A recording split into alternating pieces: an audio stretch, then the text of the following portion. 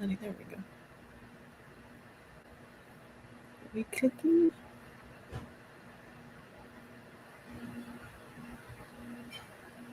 All right. Hello, everyone. We are back for another, it's Wednesday after Labor Day. I feel like people are having a slow week, which is okay. I'm Carol Williams with Williams Immigration, and I am the managing attorney at a boutique immigration law firm here in sunny South Florida, where we help business owners and family members navigate our very complicated U.S. immigration system.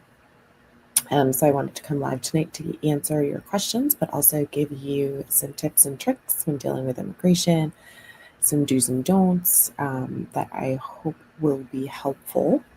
And then we can dive into answering any questions that you have about your cases, or questions, really not about your cases, but questions that you may have.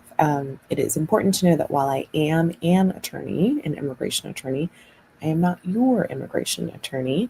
So I can't give you legal advice, and I would never give you legal advice on social media, because that is not private. That is for the world to see. So I will certainly answer some general questions for you, give you some what I think is really good info to take with you.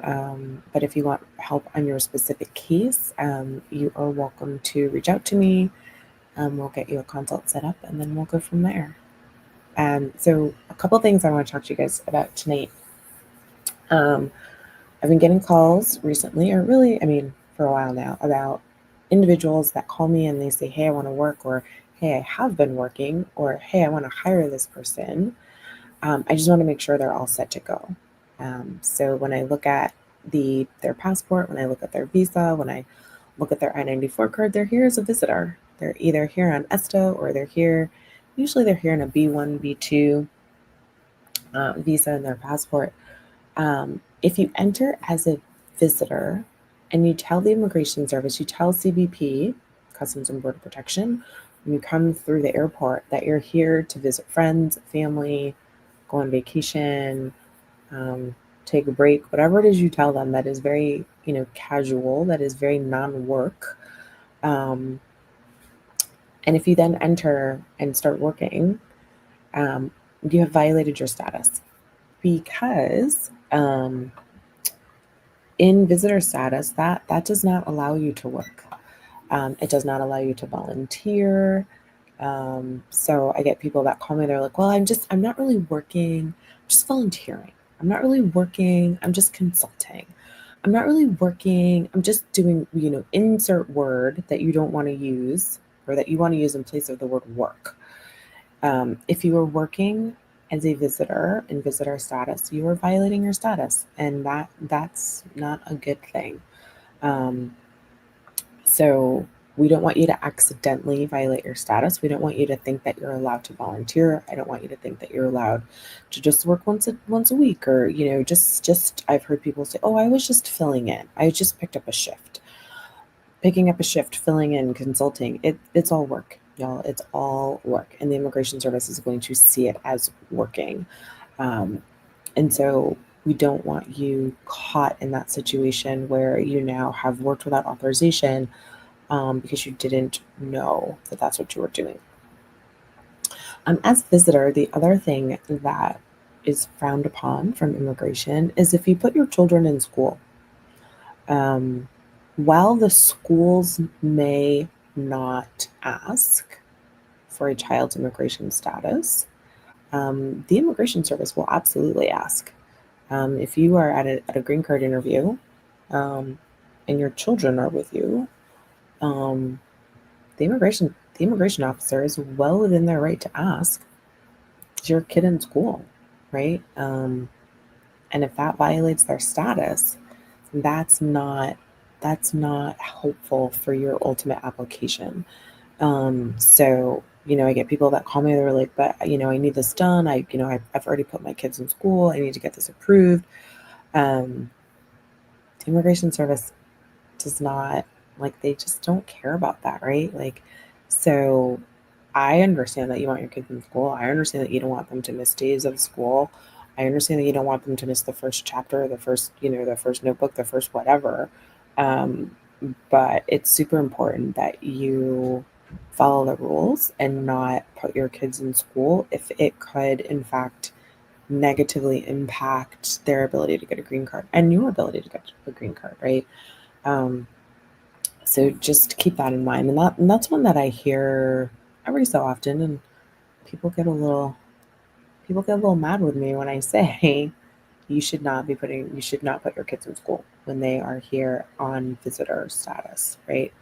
And visitor status is it's for a short-term visit. It's for someone to come visit family, friends, go visit some, a natural park, go visit one of the parks, or what have you, maybe attend a wedding. It is not for you to work and or put your kids in school. And so I don't want anyone to, wind up in that situation where they're having to defend actions in a green card interview when you are so close to an approval, and you've waited for such a long time. I don't want people to have to be in that situation.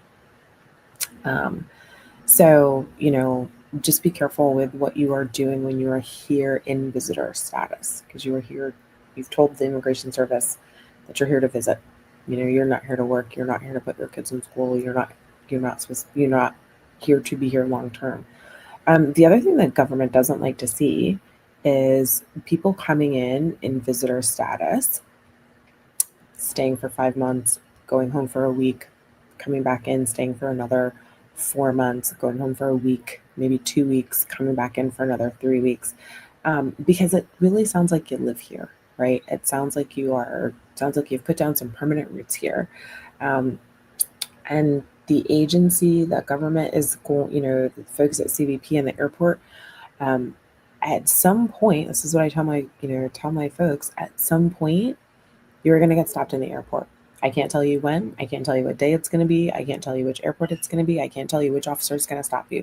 But at some point, if that is your travel pattern, the government will stop you when you're in the airport and accuse you of living in the United States, and they will accuse you of doing so without having the right visa to do so. Because the right visa to live in the United States long term like that, or even really short term, is not a visitor visa. Is not visitor visa. It's not ESTA status, right? Um, so keep that in mind. And when you find yourself thinking, but how will they know?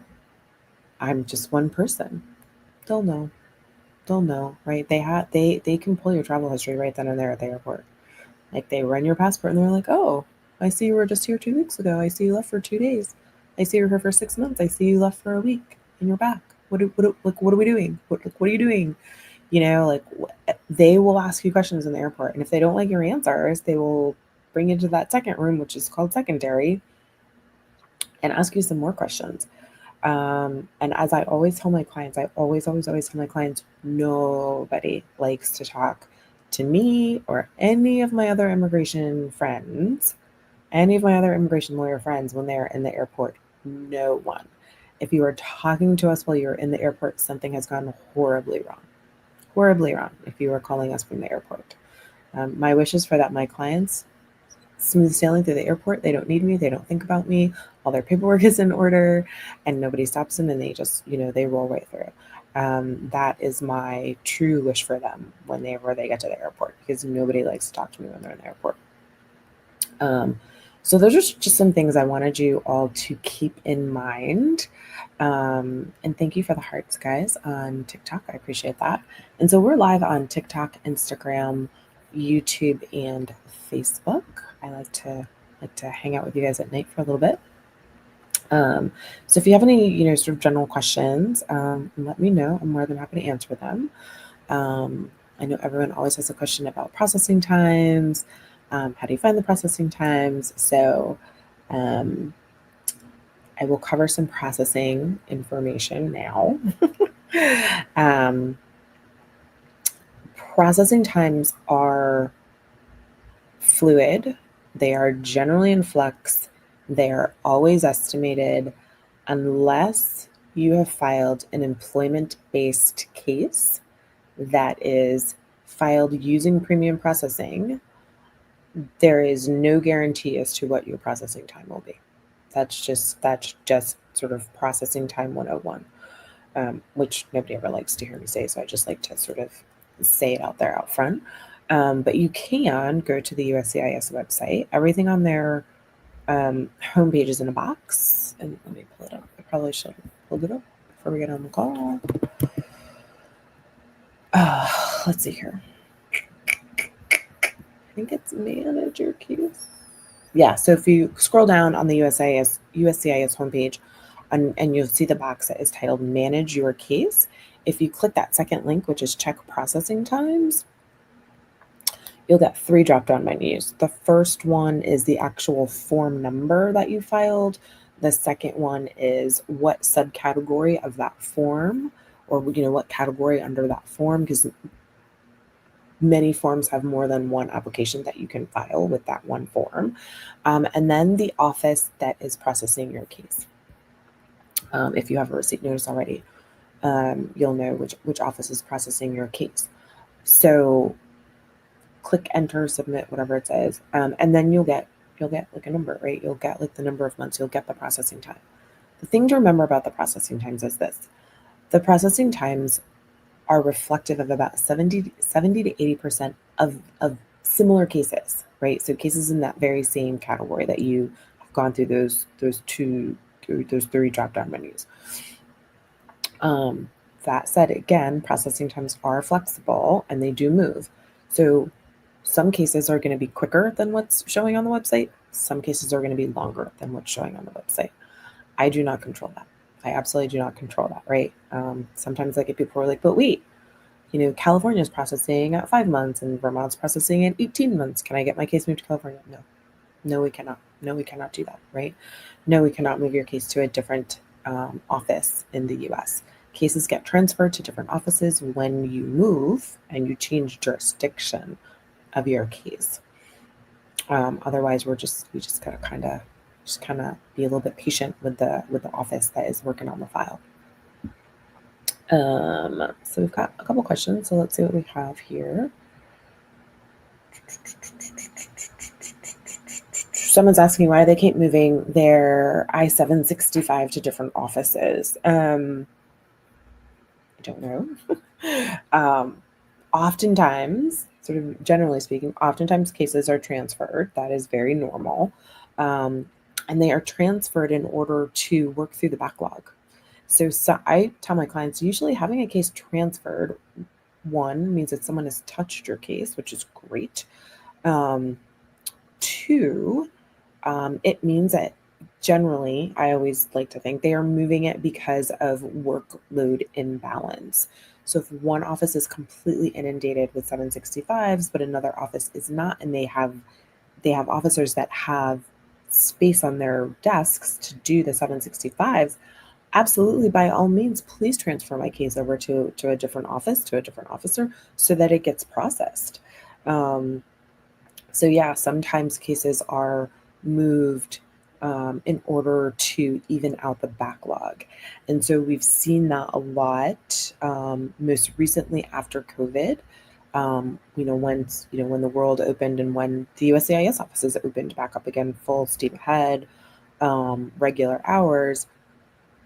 There were a lot of cases that had just been sitting because officers weren't working, or they weren't working, as long, as much as they had been during, because of COVID.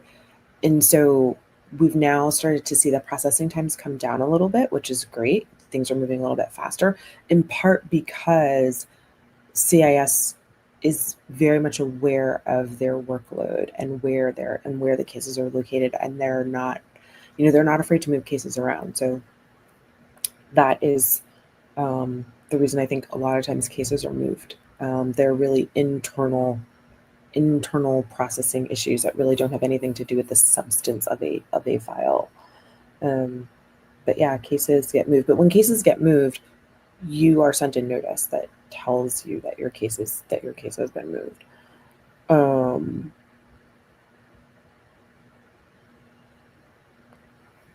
Someone is saying I'm adjusting status through marriage to a U.S. citizen. The chat agent, I'm assuming the chat agent on USCIS website, told me my case is in Orlando. That's a good thing if you are living in the Orlando local office jurisdiction. Not so good if you are, well, maybe not so good, but that's great if you're living in the Orlando office district. If you're not living in the office district, it could be that they have transferred it there to do the initial processing of the case, and then they will most likely send it back to your current jurisdiction office when it comes time for an interview. I've seen that happen fairly recently.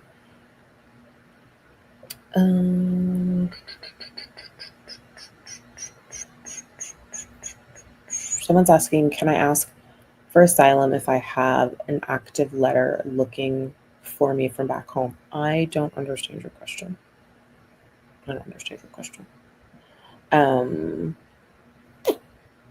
Let's see here.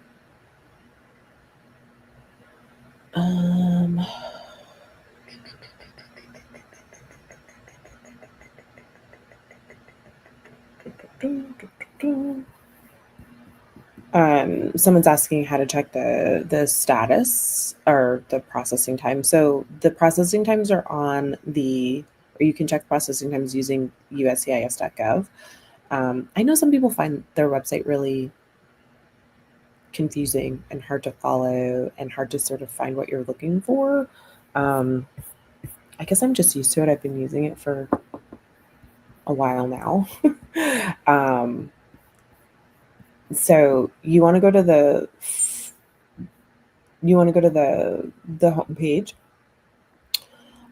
scroll down, and you will see a box that says manage your case. If you click on that second link to check processing times, then you just sort through the 3 drop-down menus: the form type, the form category, and the office that's currently processing your case.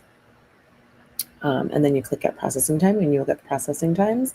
And the processing times are roughly reflective of 70 to 80% of the same case types that are 70 to 80% of the same case types as your own. So you want to just keep that in mind. Some cases will be moving quicker, some will be moving slower. It is okay. So just because your case isn't like exactly within that processing time, sometimes you'll get them quicker, sometimes it'll be slower. If you're super outside of that processing time, then that is when I usually just ping the immigration service and say, hi, seems like we're, outside of regular processing time. Can you give me an update? And I generally get an update. Let's see here.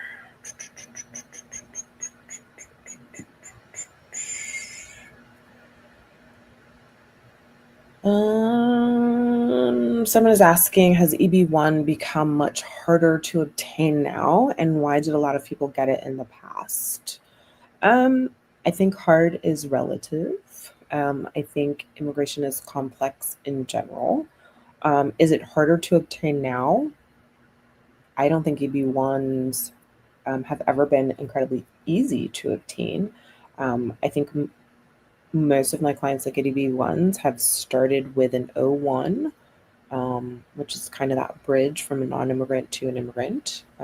So non-immigrant temporary, immigrant to a green card.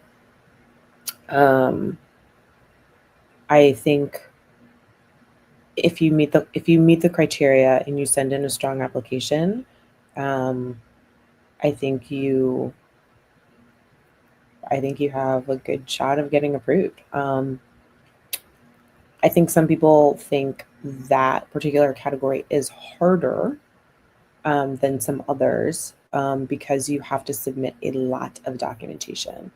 So when I'm working with folks on EB1 applications or O1 applications or EB2 NIW applications, I always tell them, if we don't have documents, this application will get denied, right? So we have to have supporting documents. If you don't have supporting documents, that application will absolutely not get approved. So I don't know that I think they're harder to get now. They are a category that is not backlogged. I think we are seeing some applications be filed under EB1, which just simply don't qualify. They just don't qualify. Um, and that's unfortunate. But I understand that people are, trying to get their green cards. But sometimes those are tough conversations that people either don't want to have or they don't want to hear, to be quite honest with you. But an EB1 requires a lot of documentation. Current White House administration has made it very clear they are looking and actively doing more security vetting of folks, more vetting of the applications. So that could be what you're seeing as well. But yeah, I think EB1s are still getting approved, O1s are still getting approved, national interest waivers are still getting approved. Good application, good documents are getting approved. Let's see here. So I just filed my N400, which is a citizenship application, and I forgot to upload some evidence/documents. Can I still upload it? It really kind of depends on what you have forgotten. Yeah, it kind of depends on what you've forgotten. I'm generally of the opinion that I sort of don't really like to give the immigration service documents unless they have asked for them or unless it's just before the interview. That will help give not like it will help sort of bolster the case at the interview. Um, so because I don't know what documentation you did not submit, that's that's kind of a it depends answer. Um, but if you want to have a much more in-depth conversation about it, I'm more than happy to do that. It would just have to be offline. Um, but that said, if anybody has a My USCIS account, um, your question sort of falls into the can I versus should I. Can you? Absolutely. You can absolutely scan it, click yes, and upload it. The question is really should you? And that I don't know. I just don't know your case details like that. And I had this question, or I had this conversation 2 days ago. Yeah, Tuesday, yesterday, with someone. They had called and had a quick question, wanted to know if they could do something. And I said, well, yes, technically you can, but the question is, should you? And, for that, we need to sit down and have a more in-depth conversation. So a lot of things in immigration can be done. You can always file something. You can always upload your documents. But the question is, can you? And that becomes a strategy question. That becomes is it in your case's best interest to do that? And so that is where having legal counsel, having an attorney on your side and working with you is very, very helpful. Let's see here. What else do we have?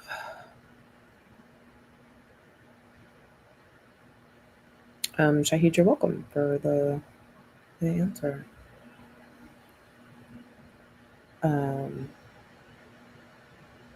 My mom's green card is expired, but is still applying for citizenship. How do you view those applications? I don't quite know what you mean.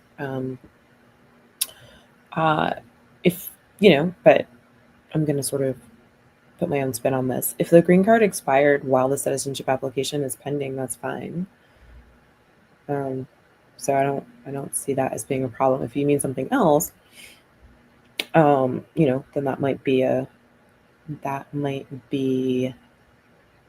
a longer conversation to be had offline. Hello, I understand birth certificates don't expire. They do not. But does the issue date have to be updated? I don't actually know what you mean. I've never run across this question, so I'm not quite sure what you mean. Oftentimes people will get certified copies of their birth certificates, and those certified copies may have the date in which, whatever office certified that this is a real and valid and true copy. That does not particularly need to be updated. I've never had a reason for that to be updated. I think that's just kind of a one and done situation. But if that's not what you mean, you're welcome to reach out and we can have a consultation and talk about it. What else do we have by way of questions?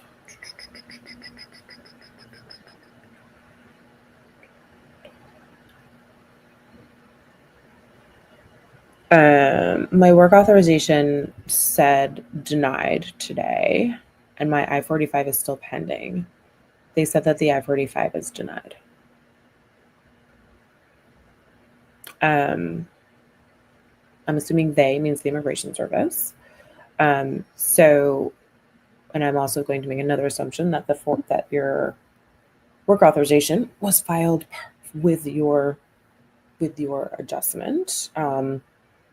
So unfortunately, if they have denied your 45, then your work authorization would also be denied. Now, it may not be denied the same day, but it will ultimately be denied when the officer kind of does all the paperwork on the back end. Ultimately, that work authorization will in fact be denied. If you don't, you should get a notice of denial for your work authorization and for your 45 that should tell you why it's denied. If that is something you would like us to look at, we are more than happy to look at that for you and kind of help you sort through that denial. You're more than welcome to schedule a consult, and you can do that with the link in the bio. But I'm sorry it got denied. That is never good news. A denial is never good news. Can I travel? Oh, this is a good question. Can I travel more than 1 year or more and not lose my citizenship? So that is one of the beauties and the benefits once you become a U.S. citizen. Once you become a U.S. citizen, you can stay out of the country for a year. Don't matter. It is when you are a green card holder that magical date is 6 months. You do not want to be out of the States more than 6 months.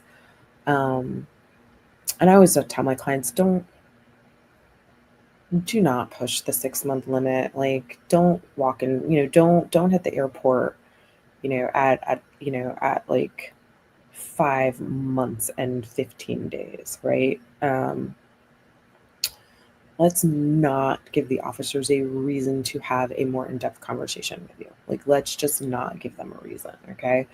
But when you become a U.S. citizen, that's one of the benefits, is that you are not limited to travel outside of the U.S. You can, if you want to stay outside a year, you stay outside a year, hang out, and when you come back in, they will say, "Welcome home, welcome back."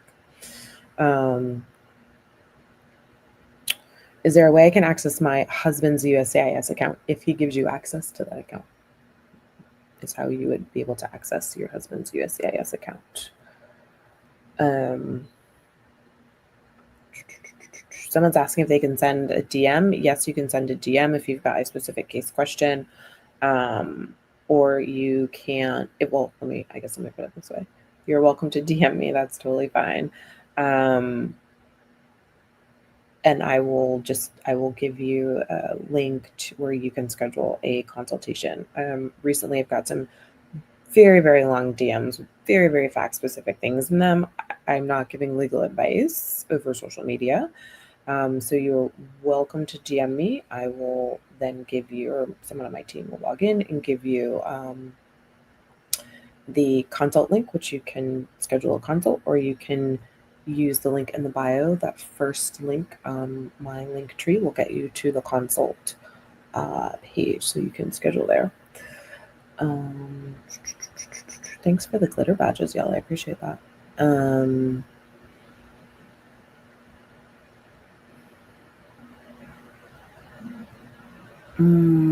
You are saying, it looks like you're saying your spouse doesn't have access to his I-130. Our lawyer filed his I-130. Then that is a conversation I would send you back to your lawyer to have. But typically what happens is you file, or your lawyer will file an application for you. It doesn't matter what it is. Your lawyer will file an application. if the Immigration Service sees that you don't already have a MyUSCIS account, or there's not a MyUSCIS account that they can marry that file up to, and they look at certain boxes on the form, they will send me as a lawyer, and they will also send you as my client a notice. It looks suspiciously like a receipt notice. You have to read them carefully, but it's not a receipt notice. It is your MyUSCIS account access code. But it looks very much like a receipt notice. So if you just look at it very quickly, you're like, oh, I got a receipt notice, boom, and you file it away. So you may want to go back and look at the notices that you've already gotten on your case, because your login, your access code may be in there. If you are unable to access your stuff online, it could just be that you haven't set up a MyUSCIS account. But I would have a conversation with your lawyer and see and read through whatever documents your lawyer has sent you, because they may have sent you something that explains how to set up your MyUSCIS account if that is what you would like to do.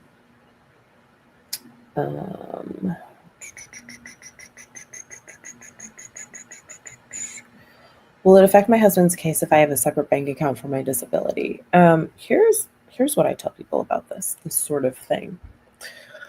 My job is to tell you to live your life however you want to live it.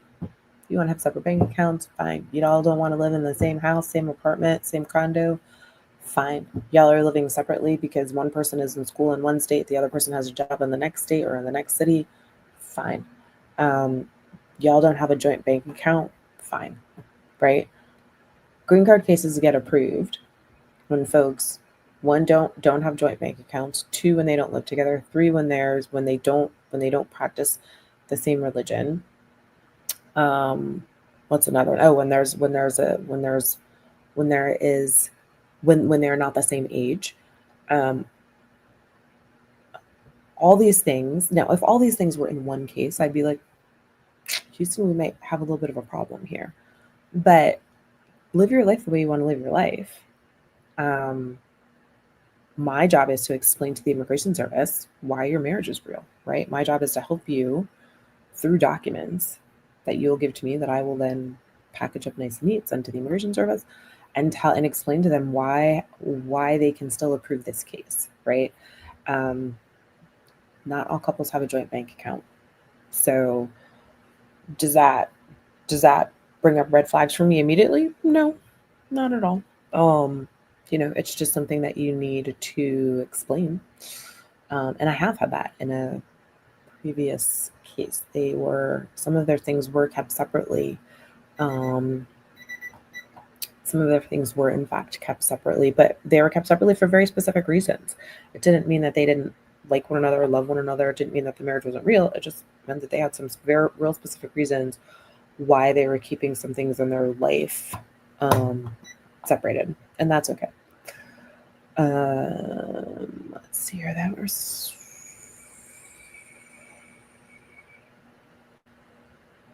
I think there's a prior question to that.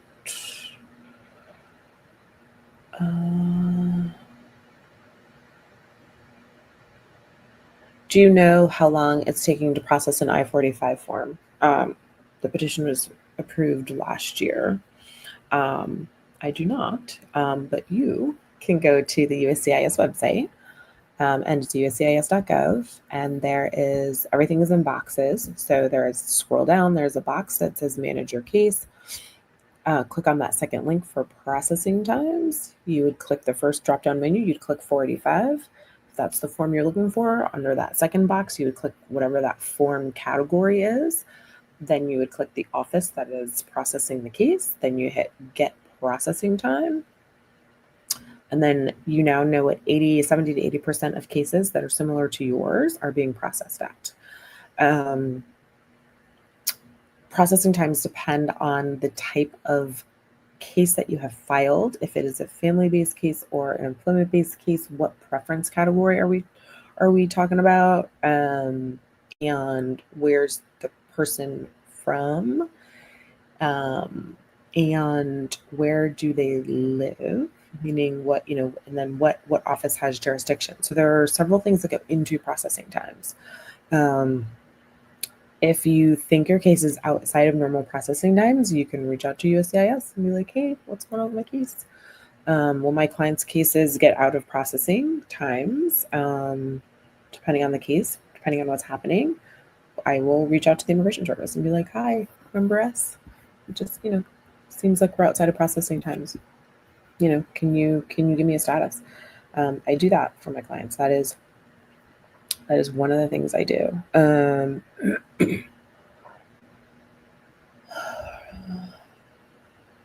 My wife's work permit showed 1 week left last week for approval. 1 week for processing. It has since changed and gone up. Yep, no, that's normal. Processing times are fluid. Processing times are absolutely fluid. Unless you have filed an employment-based case using premium processing, the Immigration Service does not have to process your case in a certain amount of time. And so processing times get faster. Sometimes they get slower. It is the nature of the beast. It is immigration is not for the faint of heart. It is not for people that like things processed and done yesterday. It is not for people who are not patient. So sometimes I tell my clients, listen, you gotta fake patience until we're done. Sometimes you just gotta fake it. Immigration is not a quick process. Someone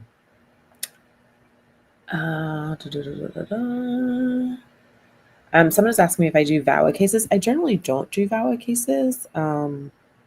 So generally I send those out to some colleagues that do VAWAs all day, every day.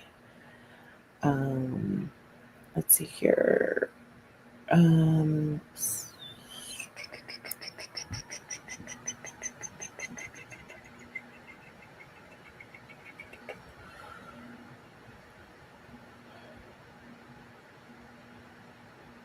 How long does an adoption case last? Oh, that's a really good question. And the short answer is I don't know. But the reason I think it's a really, really good question is because immigration has so many laws and so many rules and so many policies and so many memos attached to it. It is an incredibly complicated area of the law. And there are some pieces of immigration which I think are much more complicated than others. And so you really want to talk with someone who really specializes in those particular pieces of immigration. Now, that said, I also tell folks hard and difficult is relative. I find something, not so difficult. My colleague finds it incredibly difficult, right? And vice versa. I think most of us think universally that adoption, adopting someone who is not a U.S. citizen and then bringing that person to the U.S., I think most of my colleagues that I chat with find adoption to be one of the few areas within immigration that is highly, highly specialized. And so you really want someone that works with adoption cases all the time. And that is not my office. Adoption cases are incredibly difficult. You've got to deal with Hague Convention situations in there, and it is complicated. So I don't know how long adoption cases last. But you should seek out someone who does adoption cases all day, every day. That is a major part of their practice, to get some really good intel on that. Because to be honest with you, I don't have it. And I'm comfortable telling you I don't have it. Over on YouTube, what are your thoughts on K1 visa? Do you work on K1 visas? I like the K1 visa. Some of my colleagues do not. I like the K1 visa under the right circumstances. K1 visas are for U.S. citizens that have fiancés that are living overseas. the K-1 visa is a non-immigrant visa. Somebody comes to the States once the K-1 visa is approved. They are a non-immigrant. They do not have a green card once they come to the States. They are a K-1. They get married within 90 days of entry, and then you file for your green card. Bada bing, bada boom. All things being great, you get your permanent residence and your green card. In some cases, the processing times for K-1s are incredibly long, longer than if a couple were to just get married and process as a spouse case, right? The K-1, I think, is great when you have a situation where you have a same-sex couple and that couple cannot legally get married in the immigrant's home country. In that circumstance, I think a K-1 is quite beneficial, because were they to get married in their home country, they would be in violation of their home country's laws. So that puts that person in a very sticky situation. And in some cases, it puts them in a situation that makes it dangerous for their physical well-being. So in that sense, I think a K-1 is great. I have also seen same-sex couples where it is illegal in their home country to get married. They've gotten married in a third country. And they have essentially got married in a home country, and then they process as a spousal application. So I think the K-1, definitely has its pros and cons, just like any other visa. I think it is about the strategy. You want the strategy that works for you, for your particular situation. Tanja,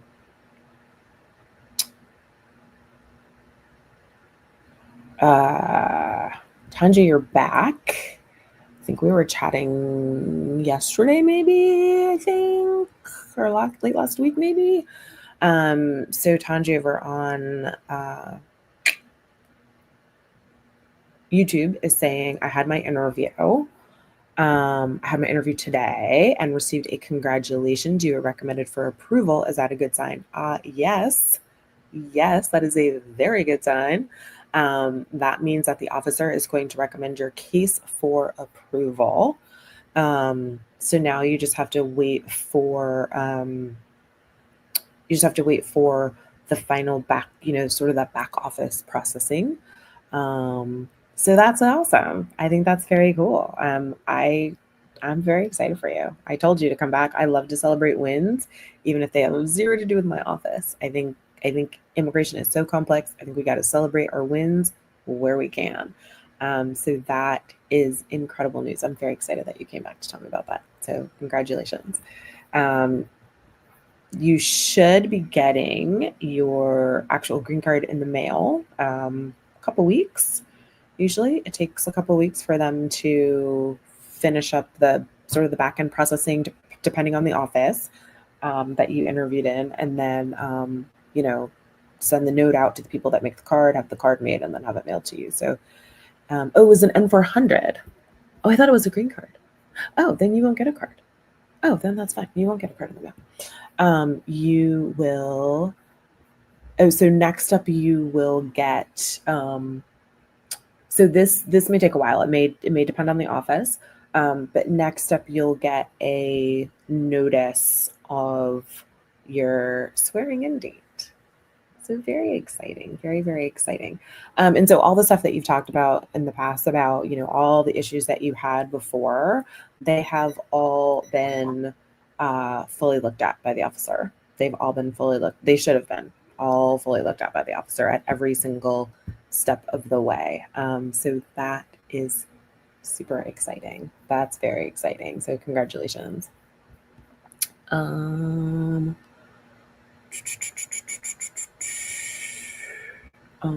What else? Why does the K-1 take so long? Some say it's shorter than a spousal visa. Processing times depend entirely on the workload at the individual consulate. So K1s could be flying through one consulate and be like running through quicksand in another. Consulates depends on what their general workload is. So sometimes they're quicker, sometimes they're shorter than spousal visas. And again, that's where working with an attorney and looking at the processing times is helpful, and doing a full strategy for your case. What else do we have here for questions?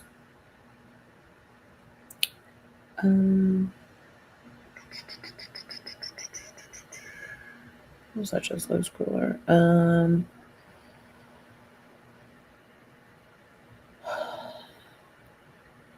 Do I know if they're approving CHNV AOS? I thought the last thing I saw was that they had put them all on hold. But then I feel like someone told me that wasn't the case. I don't know. I don't know if they are. That's not something I've had to look into recently.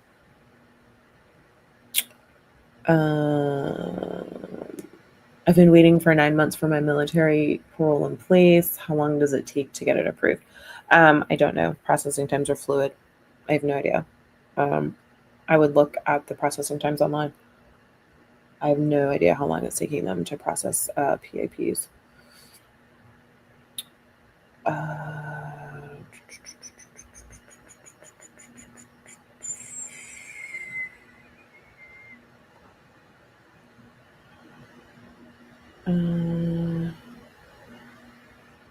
Is ICE receiving prosecutorial discretion? My short answer to that is I don't know. My office doesn't handle deportation defense cases.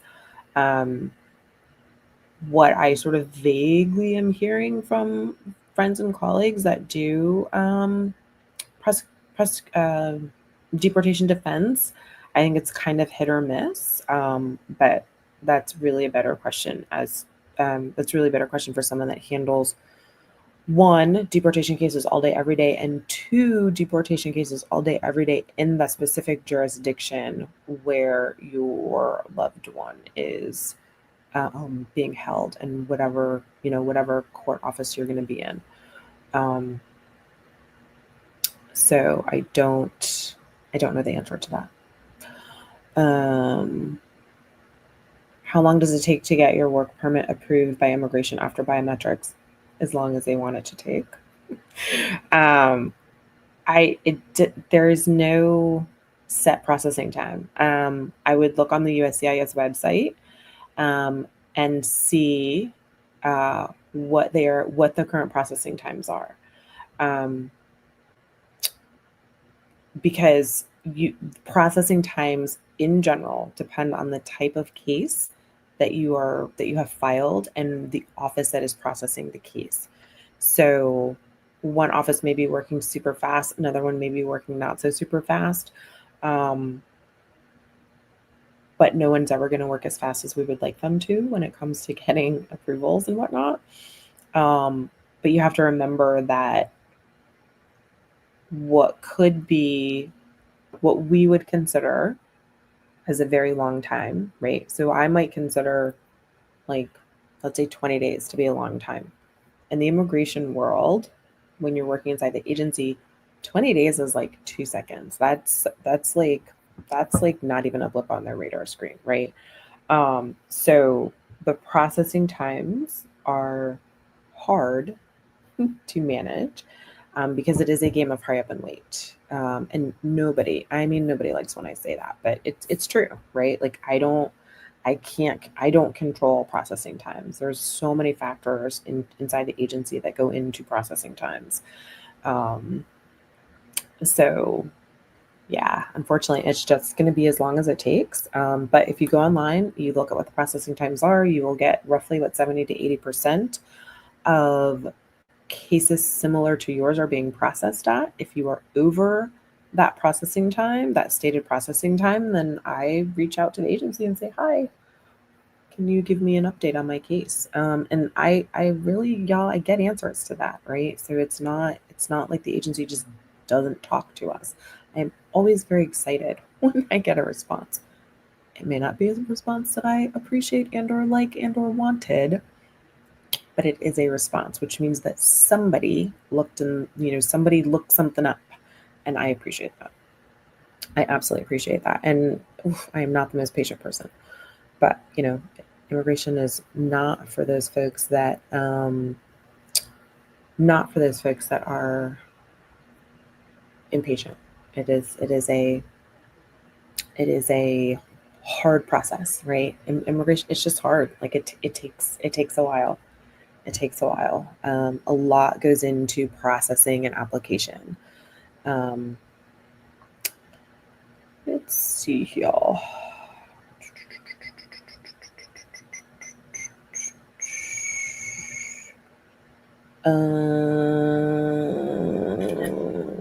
What other questions do we have? I think that's all I got tonight, guys. I'll be back. I don't see any more questions coming through. What's today? Wednesday, Thursday.